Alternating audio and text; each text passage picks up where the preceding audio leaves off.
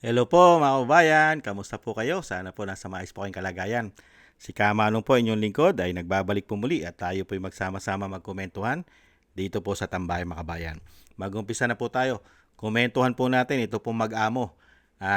Yung pong tinatawag na bangag ng kanyang ate ay nagpahayag po na siya raw po ay nangangamba. Nangangamba raw po siya na kung magiging presidente ang Vice President Sara Duterte. At hindi naman daw po siya nagsisisi nung sila raw po ay naging unity team. At syempre po, yung kanya naman pong nag-iisa na sinasabi na Tony Roque na nag-iisang reyna ng mga fake news ay bumati naman po. Binati po nung kaarawan ng ating Vice President. Kaya lang yung pagbati niya, may kasama pa rin pong pangungutya at pamumulitika. Dahil nga naman, pagka ikaw ba naman nabigyan ng iyong opisina ng hindi bababa sa 2 bilyong budget, hindi ka ba maging asong ulol nun at magpakaulol dahil sa laki ng pakinabang, di umano? Umpisahan na po natin mga kababayan ang kanila pong mga pahayag at komentuhan po natin. Ito na po mga kababayan. Hindi raw nagsisisi si Pangulong Bongbong Marcos sa unity team nila noon ni Vice President Sara Duterte. Ang belta naman ng kapatid ng Pise, dapat lang dahil si VP Sara naman daw ang nagdala ng unity team. May respect naman dyan ang palasyo. Nasa frontline na balita yan si Mobile Journal Julie Baiza. From I Love You, BBM ang dapat maging presidente, mababait, masipag, higit sa lahat, hindi magnanakaw, hindi korap. Love you, BBM. Hindi kurap, hindi So, I hate magnanakaw. Ninyong lahat. Martin Romualdez, Lisa Marcos, Bongbong Marcos. Paano naging sa kabila magnanakaw ng na? nawasak na unity team na paulit-ulit noong nangako ng pagkakaisa, sa interview ng Bloomberg kay Pangulong Bongbong Marcos, giniit ni PBBM na hindi niya itinuturing na pagkakamali ang maging running mate si VP Sara. Pareho raw sila ng ideya kung anong dapat gawin sa gobyerno, posibleng nagbago raw ang sa bise. Bagamat may agam-agam daw ang Pangulo sakaling maging presidente nga si Ay, VP nako. Sara dahil posible nitong baguhin ang kanyang mga polisiya. Bumanat naman ang kuya ni VP Sara na si Congressman Pulong Duterte. Giit niya, talagang walang dapat pagsisihan si PBBM. Dahil ang totoo, kung walang Sara Duterte, hindi siya mananalo. Tama. Nakatataknaan niya sa kasaysayan na ang pagkapanalo ni PBBM ay dahil sa tiwala ng publiko kay VP Sara. Tama. Tinabla naman niya ni Balas Press Ay, Officer siyempre. Undersecretary Claire Castro. Siyempre, tatablahin yan. Unang-una, Siyempre. unity sila. Hindi mo pwedeng sabihin na ito ay dahil lamang kay Pangulong Marcos Jr. o dahil lamang kay Vice Presidente. Sino po ba nagtatrabaho? At sino po ba nagbabakasyon? Trabaho na Buwelta naman. pa ng palasyo, nakakaawa si Pulong dahil nabubuhay daw siya sa fake news. Payo ni Castro sa kongresista, Mas maganda po sana manood siya ng press briefing, mga news, mainstream, state-owned media, nakakaawa naman. Nakakaawa raw po si Pulong at mga Duterte dahil nga po nagtatrabaho sila mga kababayan at ang Vice President ay pababakasyon lang. Siyempre, sino ba naman na hindi matutuwa na naging running mate mo ang Vice President? Unang-una, ano ngayon ang tinatamasan yung lahat? Di ba? Una-una, naglakihan ang mga asset ninyo, mga salin nyo, at may mga mali-maleta pang deliver, di umano. At ito pong nagsasalita na si Claire Castro, hindi po kasama sa unity team yan. Di po ba? Isa rin pong kritiko yan. Kritiko po yan ng Marcos at ng Duterte noong mga panahon na yon. Dahil po yan ay nandun po sa kaliwang grupo, di umano. Hindi po ba? Kaya lang po umingay ngayon yan dahil po sa laki ng pakinabang, di umano. Ikaw ba naman, opisina mo, may budget na hindi bababa sa 2 billion, hindi ka mag-ingay? Hindi po ba? Talagang lahat ihimurin mo. Hindi po ba? Kakainin mo lahat. At syempre, ipagtatanggol mo lahat, mga kababayan. Ito po. Pakinggan naman po natin yung pagbati naman po niya. Binabati naman po niya nung birthday. Sama na po natin. Pagbati po ng plastic. Umabong nga ang greeting si Palace Press Officer Yusek Claire Castro para sa 48th birthday ni VP Sara. Sinagot din niya ang mga bagong tirada ng kapatid ng bise. Yan ang agenda report ni Ivy Reyes. Natatandaan po natin nung nakaraang Pasko ay binanggit niya na hindi niya babatian ang Pangulo sa kanyang ng maligayang Pasko dahil hindi daw niya alam kung magbabago ang attitude kung babatiin niya ng maligayang Pasko. Pero hindi po tayo ganyan at siya po ay ating babatiin at gagayahin ko po ang kanyang pagbati ng maligayang kaarawan. So naghanda po tayo ng isang mensahe para kay VP Sara. Happy birthday, VP Sara. Ito ang bati ng Malacanang kay Vice President Nakita niyo Sara ako ba yan? Duterte para sa kanyang 48th birthday nitong nakaraang linggo. Kinagat niya po yung peki po yung painting na yun di ba? At yung pagbati niya po daw kay Madriaga dahil hindi naman po kilala ng Vice President. Kaya nga naglagay siya di ba? Dahil hindi niya kilala yung tao. At yung larawan po na painting, fake pa. At syempre po mga kababayan, yung sinasabi po ng presidente na tinatawag na bangag, mga kababayan, na hindi nila matanggap, hindi nila kayang tanggapin kung magiging presidente ang Vice President. Dahil po katapusan nilang lahat. Sinasabi lang baka daw hindi ituloy yung mga programa. Ano po ba programa ang ginawa? Puro corruption ang issue. Ano po ang gusto nyo ituloy ng Vice President Sara? Ang pagnanakaw sa bayan? Yung po ba? Kaya nga iniwanan kayo bilang unit team Dahil yung nangangampanya, ang gusto ng Vice President, ang presidente hindi magnanakaw. Di ba?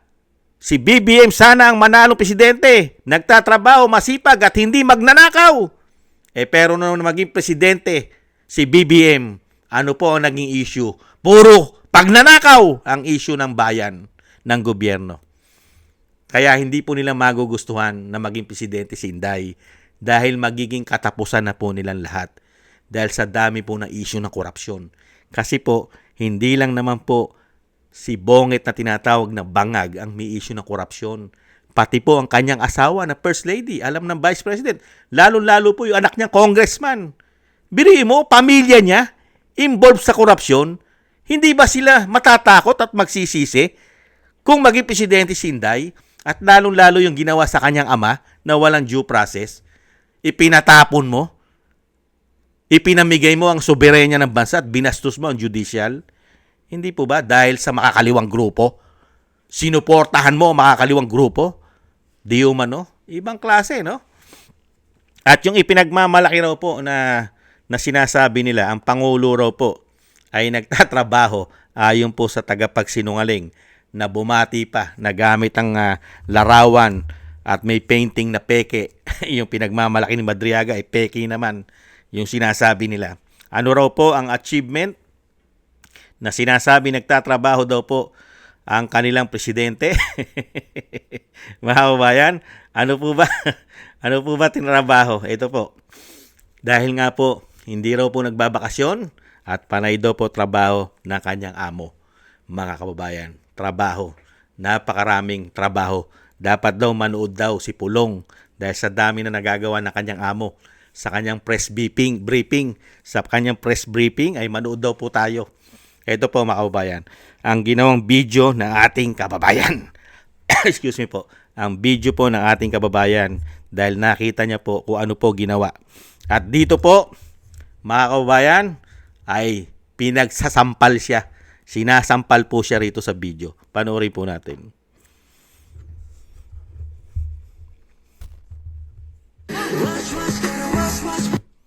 3 months pa lang, marami na nagagawa ang Pangulo at ang gobyerno ito.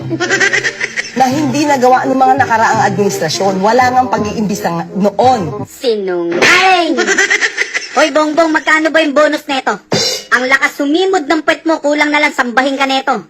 Sasampalin ko lang ng katotohanan tong alaga mo. Iisa-isahin ko sa'yo yung mga nagawa ng Duterte, pakinggan mo. Unang-una, pagpapalibing sa tatay ng amo mo. Free irrigation law. 1,000 dagdag sa pensyon ng SSS. NTFL CAC. OFW Hospital. Bukana Bridge na inaangkin nyo. Dagdag sahod sa mga pulis. Dagdag sahod sa mga sundalo. Dagdag sahod sa mga guro. Mga bagong kagamitan ng pulis. Mga bagong kagamitan ng sundalo. Mga bagong kagamitan ng Air Force. Mga bagong kagamitan ng Navy. National Academy of Sports. Clark Airport. PNR. Skyway 3, Bulacan Airport, rehabilitation sa Nueva Ecija, mga gamot during pandemic, 10 years passport, 10 years license, 10 years Siemens book, niligtas yung OFW sa Kuwait, tinanggal yung laglag bala sa NAIA, 563 na adik sumuko, bawal inuman sa daan, curfew ng mga kabataan, pinalinis yung Boracay, pinalinis yung Manila Bay, ginawang Dolomite Beach, nagpagawa ng ospital sa Mindanao, free education, Cebu Iconic Bridge, bagong tren sa MRT saka sa LRT, nilutas yung problema sa Marawi, pinasuka si Lucio Tan ng 7.28 billion, 150,149 classrooms Luzon, Visayas, Mindanao, at marami pang iba. Yung mga nakalimutan ko, i-comment nyo sa baba. So ngayon, tapos na ako, ikaw naman magsalita. Sabihin mo sa amin yung amo mo kung ano yung nagawa. Sa Konektadong Pinoy, walang iwanan. Walang konektado, lahat ay konektado at mas mabilis ang serbisyo.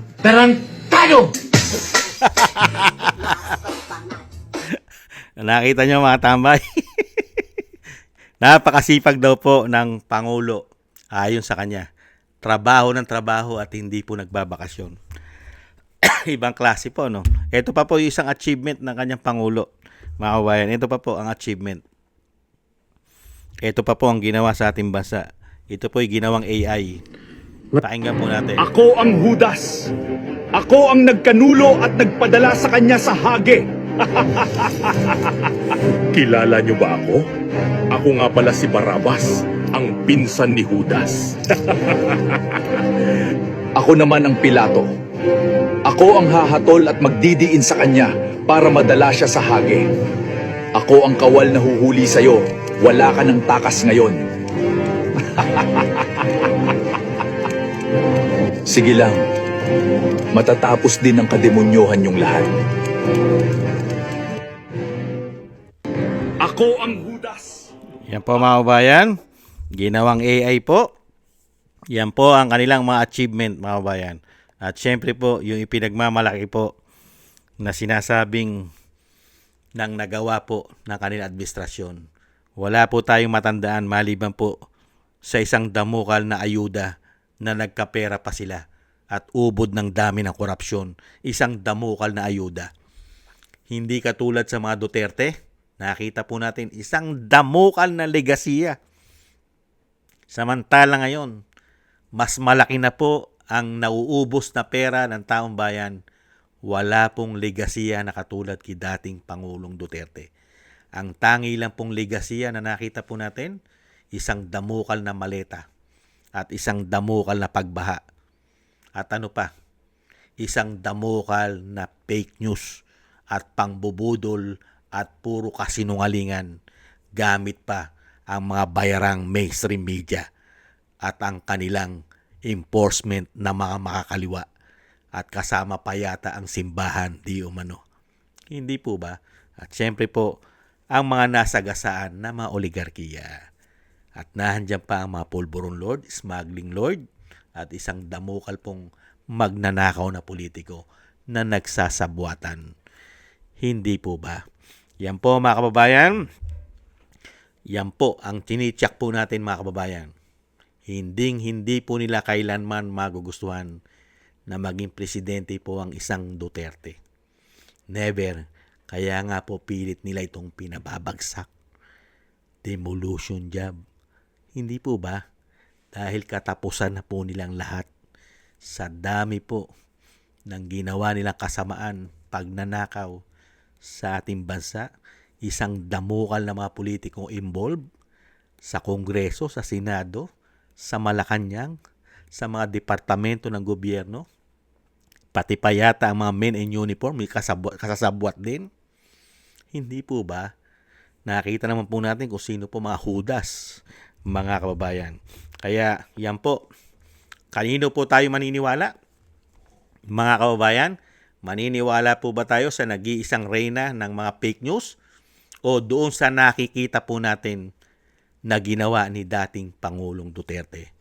Saan po tayo maniniwala? Doon sa nakita natin o doon lang po sa ginagawang kasinungalingan na nag-iisang reyna ng fake news? puro salita. Pero wala naman pong gawa. Maraming salamat po mga kababayan. Sana gusto po ng ating tambayang mga kababayan sa YouTube at TikTok. At ganun din po sa mga nagko-comment, like, share, and subscribe. At patuloy po nagsusubscribe. Maraming salamat po sa inyo lahat. At shoutout po sa inyo lahat. Ingat-ingat po kayo. Okay. At syempre po, thank you rin po sa mga nagbibigay po ng tulong at biyaya. Shoutout po sa inyo. Shoutout po kay Eric Hershaw from Canada. Kay Baby Roman at Ate Isa from Cagayan Valley. Jem Aris from United Arab Emirates. Ani Jo. Norma Garcia. Mary Natividad Bilden from Netherlands. Gay at Siena. Tatay Nick from Toronto, Canada. Jesus Baltipena at Rolando Guerrero. Mila Yi. Felipe Shapno from Texas, USA. Rolando Timbol from Alberta, Canada. Ma'am LB at Sir Manny from North Miami, Florida, USA. Melchorita Espinosa from Orlando, Florida, USA. Arturo Estraniero from USA. Randy Espino from Pasig. Mika Legaspi. Tessie Mantilla from Kuwait. Frank Zamora from California, USA. Romulo Di Vinagracia from Bacolod City. Thank you po sa inyo at shoutout po sa inyo lahat at God bless po sa inyo lahat mga kababayan. At muli po, taste lang po tayo at lagi po tayo magdadasal na tayo po maingatan. Paalam, bye-bye.